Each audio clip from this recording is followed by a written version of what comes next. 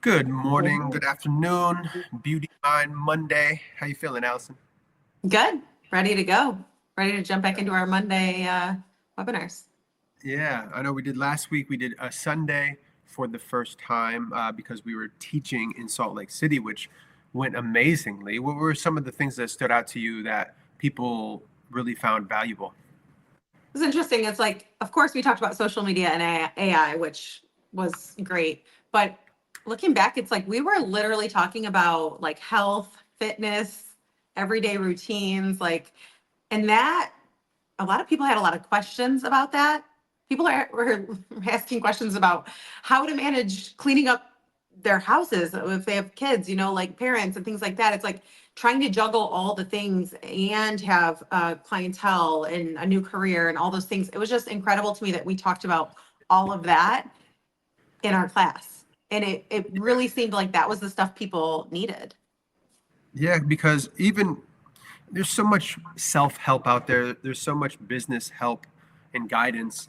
But if you aren't equipped for that new version of you, then you're not going to ever find a flow with it. If you don't have, if you're not eating the right foods most of the time, if you're not exercising and aligning yourself and preparing, there's too much to do and there's too many distractions to continuously live how you used to live. So those are some things that it's interesting because a lot of those have become second nature to us because they've been so valuable to us. But I also think about myself and 10, 15 years ago and the things that I struggled with that weren't just top of mind and or second nature. So yeah, it was really interesting to see people really take on the mindset side of things so that they could lay a solid foundation to build upon. So yeah, I feel the same. Yeah, it just felt like it really hit. I mean, it was the first thing we talked about, right? Like mindset was the first thing we dove into. So I think everybody's minds were just opening up. But I also know that in the beauty industry, there's not a whole lot of classes like that, Yeah. any, if that. So it was really interesting that as soon as we started talking about that stuff, everyone's minds just opened up and we're like, wait, I have a question. How do I manage this part of my life if I want to be a mastermind stylist? How do I manage this part of my life if I want to be more productive at work? And it was just like so many things that everyone was shaking their head to, like, yeah. And that I have already experienced, so that I immediately was like, this is what I do. This is what I've developed as routine. And it was just really cool to see that things that come second nature to me that I might already think are things that people will figure out on their own is stuff that people actually really do need a lot of support with. And maybe just an outside person to tell them, like, you need to focus on your health. You need to wake up earlier, like those little things. Sometimes you just need another person to tell you so that you can say, you know what, I am going to try that. And I'm going to go back and change my routine or my morning routine. And I'm really excited to hear the feedback and just hear how that's changed people's lives in the salon too. Yeah, and I think one of the interviews that we did from someone at Lucero Salon and Wellness or Lucero Hair and Wellness, they were talking about how being intentional was a key part of what they took away. Um, because with there being so many different things, you have to be the best version or be working on the best version of yourself to handle the new requirements it takes to break through the glass ceiling and elevate yourself to the next level to make more money. It's not, you don't just get lucky and like, oh, I have a full clientele. And I'm still managing my personal life very well too. And the family and everything's just, wow, this came so easy. It's like this, no, this game Nope. sucks a lot of part of this time a part of the time and so I think illuminating that and then also giving them the tools to lay a strong foundation, the tools to be intentional, which we'll talk about today as we get into the stepping up your content calendar and your whole content game plan. But yeah, being intentional in every part of your life and having this preparedness about you that allows you to execute on all of these different levels, and then everything works together, everything coincides and really allows you to elevate versus just getting lucky, like I said. Yeah. And I mean, let's face it, most hairstylists don't schedule time to eat. Most of them don't. Some of them will go through a whole day without eating or just eat whatever junk they can hurry up and get their hands on. It's just like part of the hustle and bustle of like going to the salon and you're in the middle of a day and you're just like, hurry up and eat a handful of chips or DoorDash something, like quick. And it's unfortunately, it plays a huge role in how successful we end up being, but also they don't drink water. They, thrive on caffeine, which is fine if you're also going to balance it with drinking water all day too. But most of the time, because our hands are covered in color or product, it's like it's not convenient to grab water. And you'll go an entire 8-hour shift and be like, I didn't even drink water today. And those things are playing into a role, or they're playing a role in how burnt out we get and how quickly we burn out. And then we use that burnout and we blame things like our clients for exhausting us or our busy schedule or content. Like it's so exhausting creating content. No, it's exhausting eating like crap and skipping water all day. That's what's exhausting. And then we're blaming it on the things that could actually be helping us do even better. But we're too busy just letting our day take control of us instead of taking control of our day. And unfortunately, it's causing a lot of burnout. Blame it Yeah, on it the would wrong be things. it would be one thing if all of the food supply wasn't absolutely horrendous for us, and what we're learning over the last 50 years how we've been poisoned by these companies. So like it's one thing if like food was healthy for us and wasn't addictive and didn't have all of these additives in it, and you could just grab a quick bite or whatever. But those things pile up over time. This is, speaking from prior experience, these things pile up over time. So if you are working really hard to building something substantial, but you're treating your body and your personal health like crap, eventually you're going to hit a breaking point that's either going to kill you, or at that point, it's going to hopefully allow you to switch back over and focus on your health again, and or cause disease. There's so many different things within all of that. So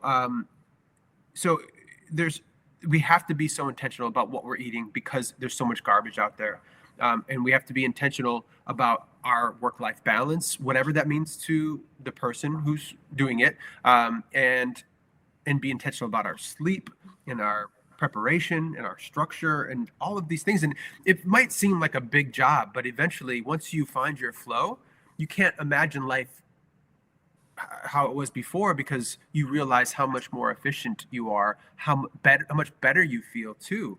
And then you find success within that. And then you realize, how did I ever even live without this? And a lot of people don't find that because they either never get the information, they don't have the sacrifice and discipline that it takes, or whatever other reason. But What is that quote? It's like, if you don't make time for your health now, you'll be forced to make time for it later. yeah, yeah. If you don't pay And for your health now, you'll be forced to pay for it later. If you don't pay for yeah, the extra healthy food now, or if you don't spend the extra money to eat healthier now, you'll be forced to spend that money on your health later. It's so true. yeah. And one of the things that really helped me in my journey as I've been dealing with my own gut health problems and psoriasis and these things, that I finally, aside from doctors, just doing my own research, found some things that work for me. And it's still a journey within all of that, but it was, listen to your body before, or it's like listen to your body before it screams at you. Yeah. Yeah. You have I to like learn that to one too. listen to your body as it whispers to you and before it starts screaming at you. And it just it's kind of interesting that we do talk about this a lot, but it's also interesting how necessary it is, because if you don't have your health is the wealth. So Well, it's interesting how long I've had migraines, and it took me literally quitting working behind the chair to figure them out. yeah, Like, if you go, and and nothing is worse than having an invisible illness, a chronic invisible illness, when you have clients and assistants and employees relying on you because you don't look sick. You don't look like you don't feel good. yeah, You don't probably even act like it, because if you suffer from migraines as long as I did, you probably, it's just part of the norm. But you feel so ill inside, and it's just no one can see it. And even when you say, I have a debilitating migraine right now, no one can physically see that. So you just feel so guilty, number one. Like, even if even if it's not an invisible illness. I think hairstylists just feel so guilty when they get sick because so many people are relying on you. If you're a busy stylist behind the chair or an esthetician. So it's like you have all these people relying on you. Now you have to create more time in your day, a different day to take those people. And a lot of times it's just like so debilitating to even begin to figure out where you're going to put those clients and then wrapping your head around that they had events that they were relying on you getting them ready for, or they have busy schedules too that now they can't get in. And now you have to worry about losing the client. And just, it's really, really hard. And it literally took me quitting doing hair, quitting working behind the chair to be able to get rid of my migraines, to really even be able to focus on it, because I couldn't focus on getting rid of the migraines while I was taking clients full time.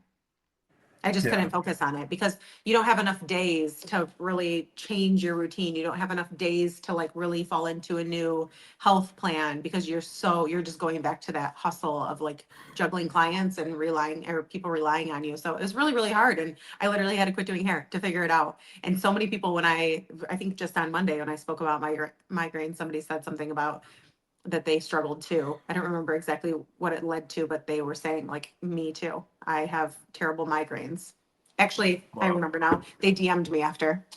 I couldn't remember just what we were talking about when they raised their hand, but they didn't. They DM'd me after and said, "Hey, in the class you mentioned that you struggle from migraines. Can we talk about that?" I was like, "Heck yeah!" Because it's so many stylists, because the stress, the labor all day working on your hand, with your hands out like this all day long and standing on your feet, wearing uncomfortable shoes. So many things can contribute. And then, of course, the chemicals, which Yeah. unfortunately we're surrounded in them. Yeah, yeah. I'm reading a really great book called Dirty Jeans by Ben Lynch. I started it actually today. I've been meaning to read it, and it's just about like your genes aren't like a prison sentence, right? Like just because you have this genetic makeup doesn't mean that you're going to have a heart attack. It's like understanding what these genes are, and they're called MTFR, MTA MAT. I forget, but whatever they're called, that they explain in this book about how you can clean your dirty genes and then mitigate, the chance of disease or illness, and really fascinating and super necessary to read right now as we're seeing a major shift within our food supply and really prioritizing health in this chronic illness epidemic, but. Yeah, so yeah, if you don't have your health, you don't have your wealth, and it's the busy lives that we live um, don't always allow a healthy lifestyle, but we have to continuously find a way to get there, or at least work on it. And it might take you your whole life, but that's so much better if you're working on it, focusing on it versus neglecting it and not being able to keep up. And running a business, doing content creation, which we're going to talk about today, all of these things aren't really possible long term if you don't have your health aligned first or working on that. So today, for our stepping up our content game plan, I want to break it down into maybe 4 parts. Let's do like campaign ideation, how we come up with these ideas, what works for us. The second thing would be how to edit those, the best way to distribute those, and how to increase engagements on the other side of that. And very similarly to getting your health together and your business together and finding structure within all that, like you're spinning all of these things at once. And once you drop one thing, then everything can fall down. So you really have to focus on this juggling act and making sure that you're having these different touch points within your conveyor belt of content to get it to the finish line and have it do well. And if you drop off one thing, don't expect it to be successful. So, so when we talk about all of this, it's gonna come down to the tools that you're using. We recommend using Asana. Trello is another one. There's several other apps that you can use, but Asana is free. And if you use Asana, it's great because as you're coming up with ideas, you can put in your notes, or you can even get the app for Asana on your phone. But you can have a task for content creation, and then within that, you can have different subtasks within it that you can put all of the different ideas in there, give yourself due dates and deadlines, and then also like distribution deadlines. So this is an accountability partner for you to ensure that you're staying on track, that you're getting ahead of the game. Because once you can get 2 to 3 weeks ahead of the game, then life gets way easier. And it's a trying effort sometimes. But if our focus is getting that far ahead of the game, eventually it's going to be a part of your life. So if we talk about coming up with ideas, how do you keep track of your ideas? How do you come up with ideas? You're talking about your migraines. That's a lot of your content as well, because that's one of the things we have to be transparent and use their pain that we've gone through to make it power and help other people on the internet. And that content's done really well for you and for the others that have seen it. So talk about your campaign ideation or your content ideation.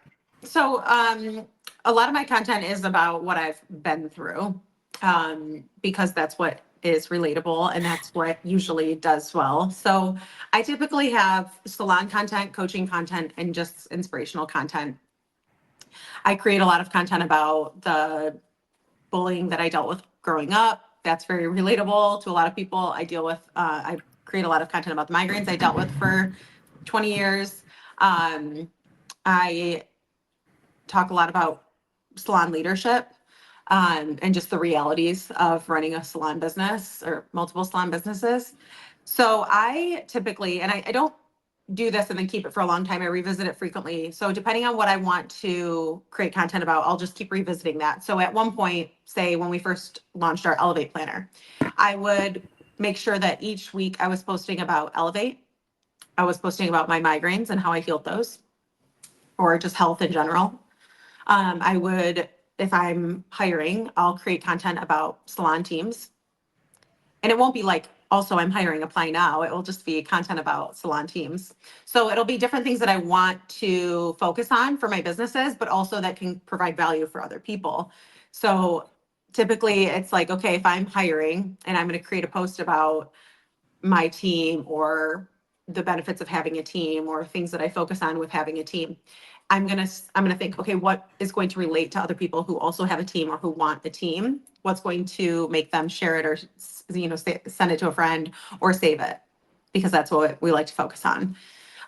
So there's always different pillars, I guess you could say pillars. My pillars would be salons, coaching, health.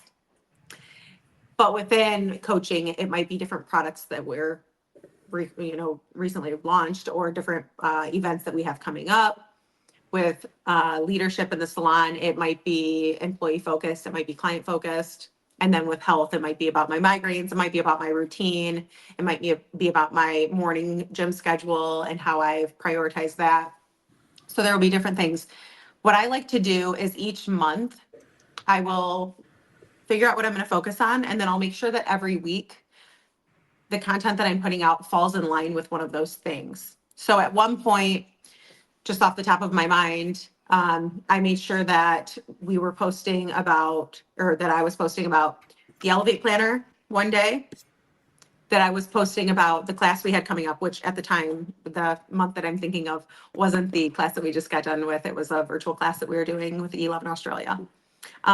So each week I was posting about those two things, something about health, which because of the patch that I wear that has healed my migraines, that's always a priority for me to talk about, because so many people DM me about it. I need to keep creating content about it.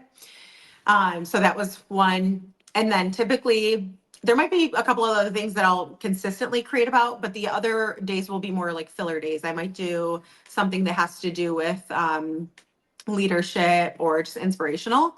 But what I like to do first when I enter a new month, or when I'm entering a new month, is I will first highlight the days that I have something going on. So this month, we've got a lot going on this month.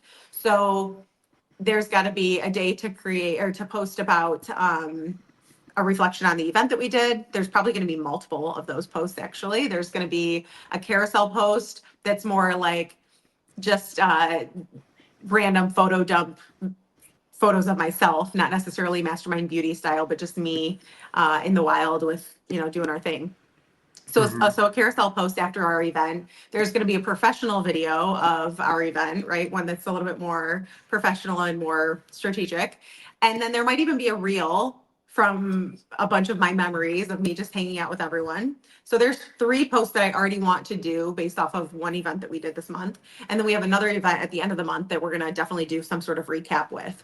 So I'll plant those in first. And then like Valentine's Day, right? Like I'll probably do a couple of Valentine's themed posts. I actually just did one of Ashley and I with the trending audio. You'll be my best friend and you'll be my best friend and you'll be my Valentine.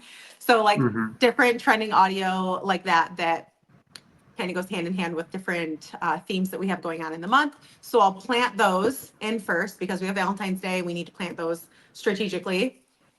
And then let's say I have a birthday, which I've got 2 family birthdays this month. So I might post, I don't typically do on my grid birthday posts, but I might like put those in just so I remember, like if I'm going to do some sort of appreciation post for whoever's birthday it is, I'm going to plant those in. And then we're going to do a Valentine's Day thing for the salon. So I'll plant that on wherever that's going to go on my content calendar. And now I've got a bunch of random days filled up with things that are going on in the month. And now I'll take my content pillar plan and plant those in the empty days. Does that make sense? I love that. Yeah, makes a lot of sense. And I think the key thing there is the content calendar, because if you're just flying by the seat of your pants and just you're not going to remember it all. Time. Yeah, and a lot of people say like, but isn't that posting too much? If I'm posting 5 days a week, are people going to get sick of me? And the answer to that is the right people won't get sick of you. Number one, yeah, and the other thing is that your content is only being seen by a certain amount of your followers, number 2. And number 3, if it's valuable enough, it's going to add to people's lives. If you were saying, we're hiring a team and we're just every week we're saying, hey, we're hiring. It's like, that's not going to work. But if you have a valuable type of video or carousel post that's talking about how great it is to be a part of your team, and then maybe add the fact that you're looking towards the end, but it's a valuable post about maybe a team member or how your team has grown or the things that you look for in a team member, it's helping other people understand and learn from it. But then you're getting a call to action at the end of the day. So if you're intentional about creating valuable content, then that's the key. And you want to have these pillars so that it simplifies your thought process. So as you were describing your pillars, like everyone should have like 3 pillars, sometimes 4, to understand how they can narrow their focus on that one thing. Because it's so hard to think about, okay, I have all this stuff I want to talk about, and then you can't think about anything. But if you narrow your focus and find depth within whatever you're speaking about, then you can get to some really great stuff. And we want to be hyper-focused on some of these content ideas. Those are the things, those bite-sized pieces, those gems, those little nuggets are what's going to allow people to grab a hold and want more after that. And so, yeah, I love everything you said. One thing that I just recently started doing, and it's really helped me out, is listening to music while coming up with the ideas that I want to speak about. We have a subscription to artlist.io, which is a phenomenal platform. They started off with music from independent artists that create music so people can use it on their videos. It's super brilliant. So if you don't have a record deal and you're not on the radio, you still have a place where you can sell your music and create income for you. So they started with that, and then now they have sound effects as well. They also have AI narration and voiceovers that you can use. Really phenomenal stuff. So I go into that. I find some different styles of music that I like, because you can search by genre or mood or what have you, and I'll just go through and find songs that I like, and then I'll create a list of all of those songs. So I had 18 songs yesterday. I filmed 16 videos, and so I listened to those songs. I liked them, and I wrote the ideas that came to mind as I was listening to them. And then as I was creating content yesterday, I was like, I would just go in kind of deep thought. I would hear the song, and then it would evoke some kind of emotion for me.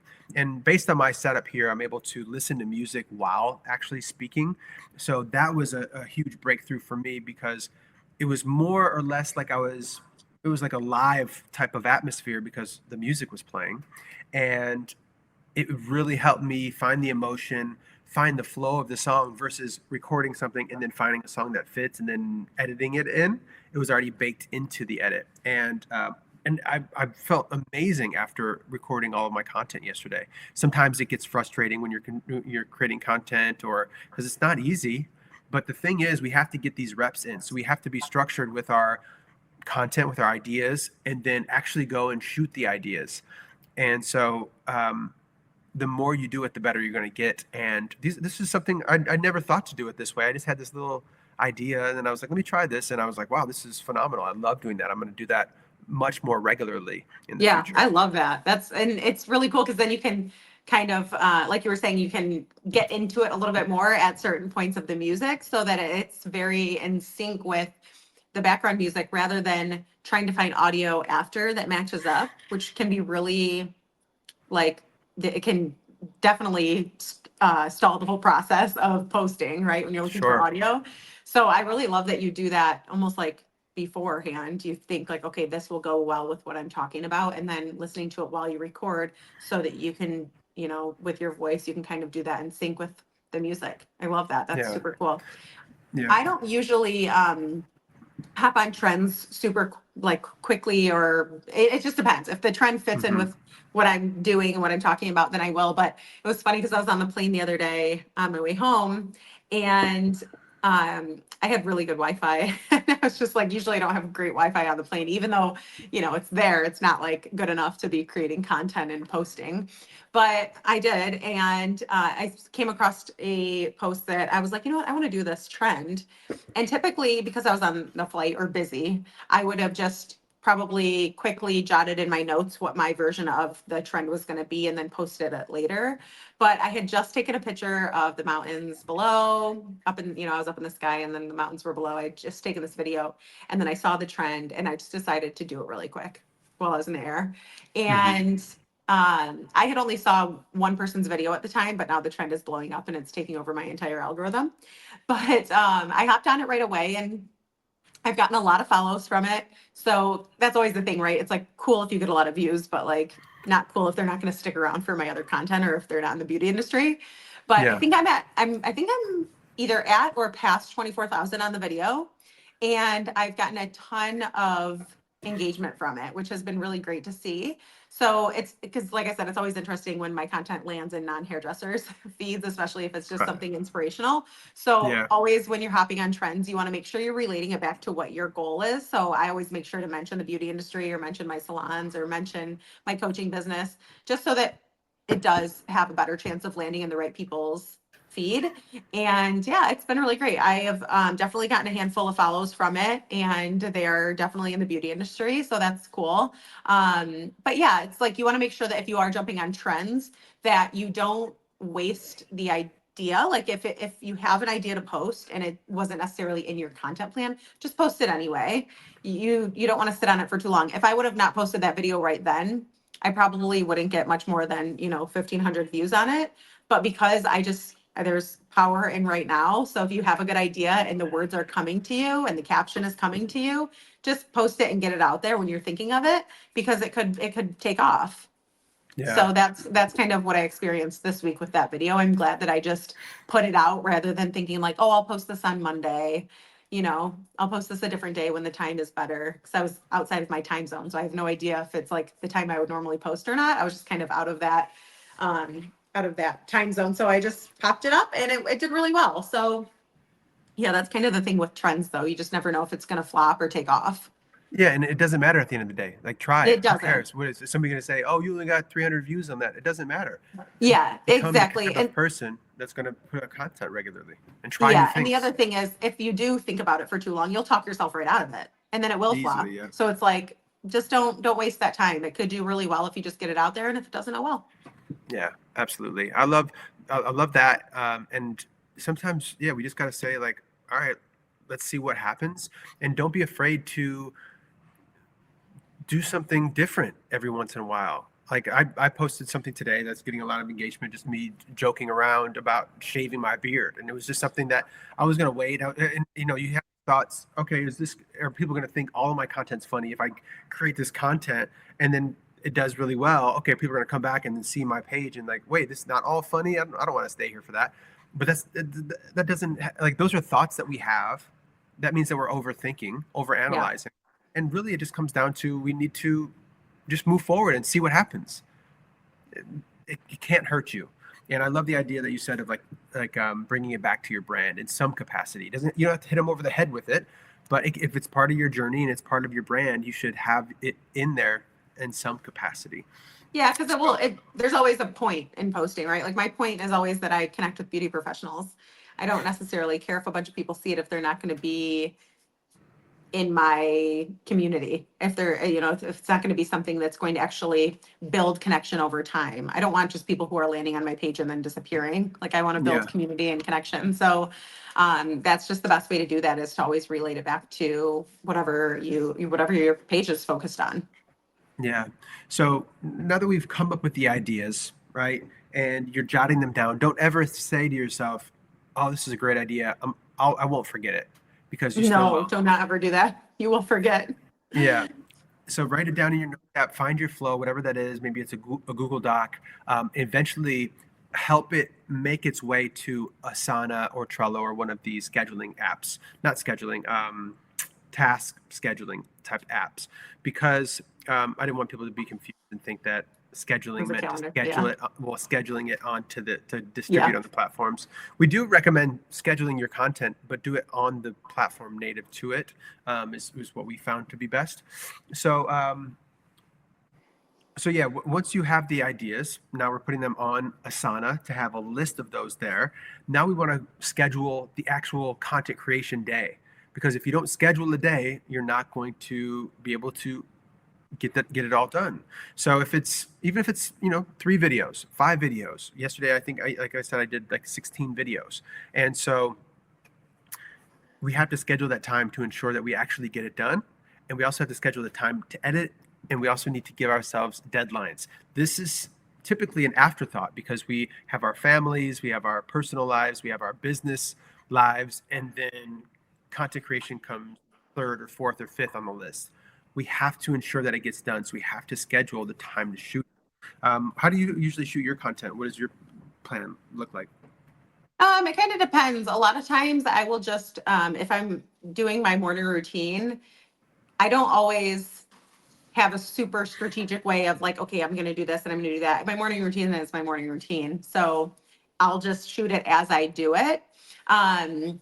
For more salon content, I typically have a lot of videos of my team. So I'll keep those organized on my phone. I might have like a folder that says team, salon team, and then coaching. And then I'll just, if I have good content that correlates with that, I'll drop it in that folder for a later date. It's not always freshly shot. Yeah. And I have so much content because it is just part of my day-to-day life. So I'll just make sure that I am using it, when Yeah. the time comes.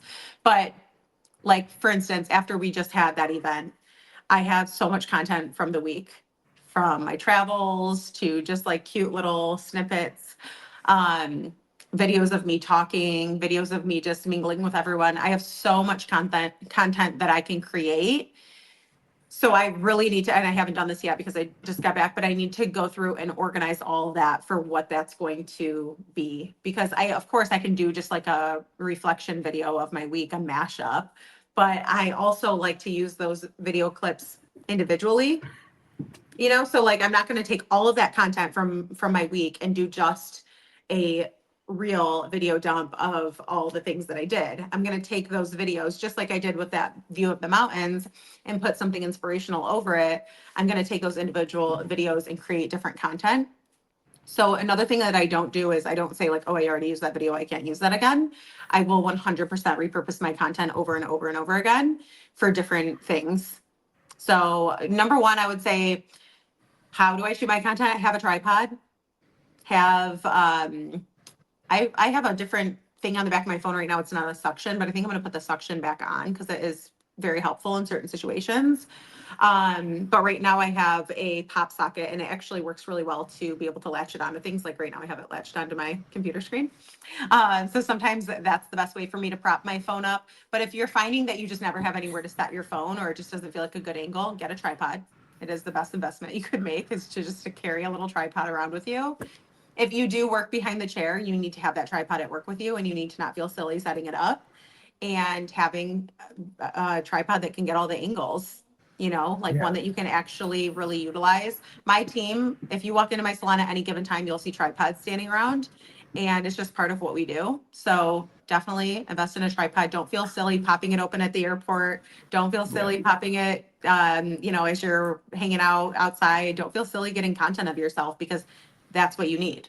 And if Yeah. people think it's silly, it's probably because they don't need content like that of themselves, or they feel stupid doing it themselves, and that's none of your business. Yeah, you have to own it. You have to literally own it. And every time you feel one of those feelings about like, oh, they're gonna think I'm stupid, or they're gonna make fun of me, or they're gonna say talk behind my back, realize that that's you making a breakthrough. You not caring about that to get the content that you need to be able to put out and represent your brand in a positive way. Do not let their opinions sway you. And they might not even be thinking anything anyways. But if you start owning it and setting up a tripod wherever and make a fool of yourself, it doesn't matter.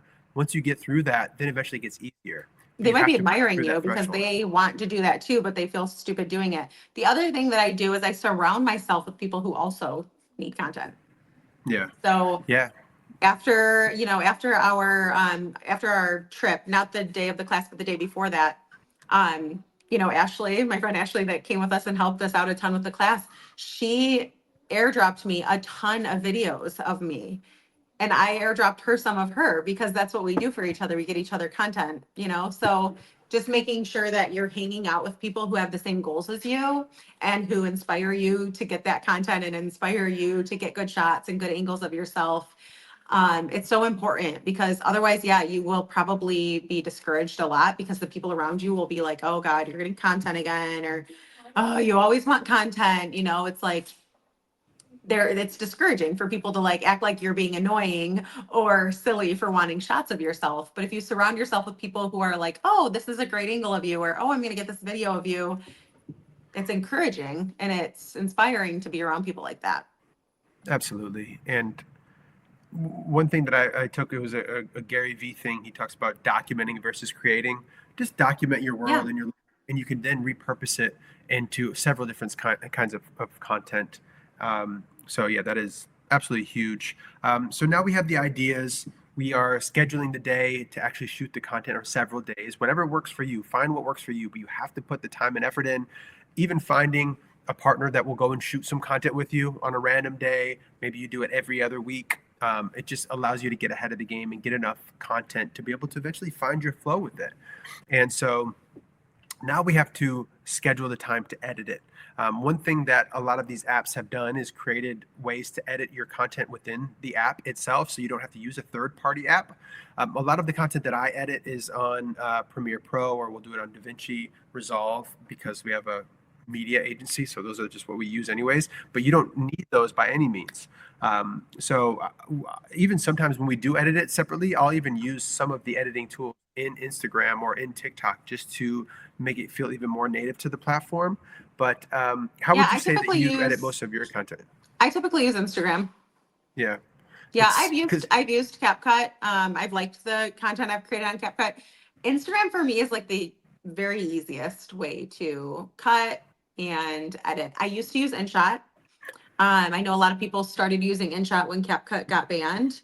So a lot of people went over to InShot and said, that it was fine. I have been using InShot for years. I mean, how many years have we were using InShot yeah, years ago? yeah, probably a decade. So yeah, so I just it's kind of like been there, done that for me when it comes to InShot. I just feel like ever since Instagram made editing in the app possible, I've been doing it there. If I'm posting on TikTok, I will edit it on TikTok, but sometimes I'll just do it on Instagram and then save it to my phone without the Watermark. watermark. Yeah, And then I'll post it over to TikTok and maybe do some other editing over there. I feel that, and maybe, I don't know if this is necessarily true or not, but I do feel like editing it in the app that you are posting to will do better on the app. I just feel that typically for me in my experience, if I use Instagram text over CapCut text, it feels like it does better. yeah, Like I yeah. said, I don't know if that's 100% true or not, but it feels like that to me. And yeah, I just feel like it's so much easier. So I'll typically, even now with carousel posts, if I'm doing a swipe post and I'm putting words over each photo, which I've loved doing lately, and I see a lot of people doing this trend as well. Not necessarily a trend, but this style of content. Yeah. My daughter stayed home and had a mental health day today. We both just didn't feel like going to school. um, anyways, Hi, Aurora. Hello, Aurora. not sick, just didn't really go to school. Okay, go before CPS gets called. I like to even do that in Instagram. So I love that when you do a carousel post now, when you put the text on, you can just do it right there in the post. So Yeah. I'll even do that. I won't necessarily go on, say, Canva and put the text on there and then upload my photos into Instagram. I'll just do it all from Instagram. I love that. And I think Instagram is also coming out with an app that's very similar to CapCut. 'Cause I Yeah. think CapCut Yeah, is I owned by already have TikTok. it. I already have What is it it. called? Edits or what is it Yeah, called? it's called Edit. Edits, yeah.